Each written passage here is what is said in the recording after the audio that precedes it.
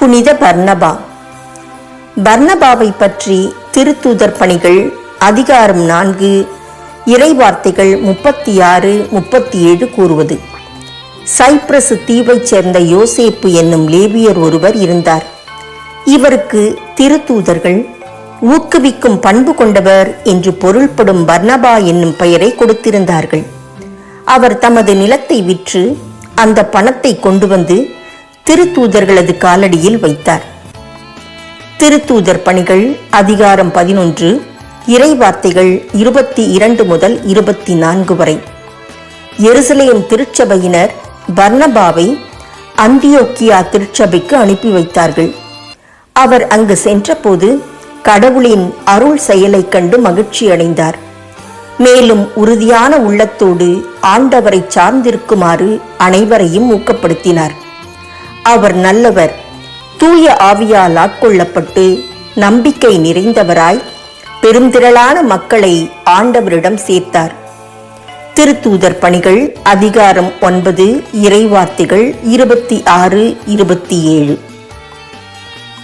மனம் மாறிய பவுலடியார் எருசலேம் நகரத்திற்கு வந்தபோது சீடர்களுடன் சேர்ந்து கொள்ள முயன்றார். ஆனால் அவரும் ஒரு சீடர் என்பதை நம்பாமல் அனைவரும் அவரை கண்டு அஞ்சினர். பர்னபா அவருக்கு துணை நின்று அவரை திருத்தூதர்களிடம் அழைத்துச் சென்றார்.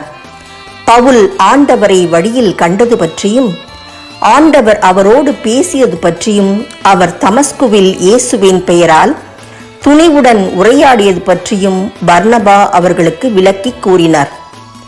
இவ்வாறு பர்னபா திருத்தூதர்கள் மற்றும் மக்கள் மத்தியில் நன்மதிப்பை பெற்றிருந்தார்.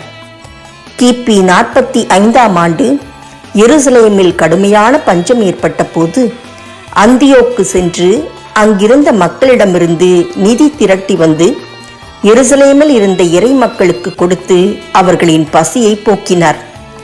பர்னபா பவுலின் முதல் திருத்தூது பயணத்தில் உடனிருந்தார். அவருடன் இணைந்து நற்செய்தி பணிகள் ஆற்றினார். எருசலேமில் நடைபெற்ற முதல் பொதுச்சங்கத்தில் பவுலடியார் சார்பாக இருந்து தன்னுடைய பங்களிப்பை செய்தார். இவர் சைப்ரஸுக்கு சென்று நற்செய்தி அறிவித்த போது கல்லால் எரிந்து கொல்லப்பட்டதாக பாரம்பரியம் கூறுகிறது. பர்னபாவாய் வாழ்வோம். பர்னபா என்றால் ஊக்குவிக்கும் பண்பு கொண்டவர் என்று பொருள்.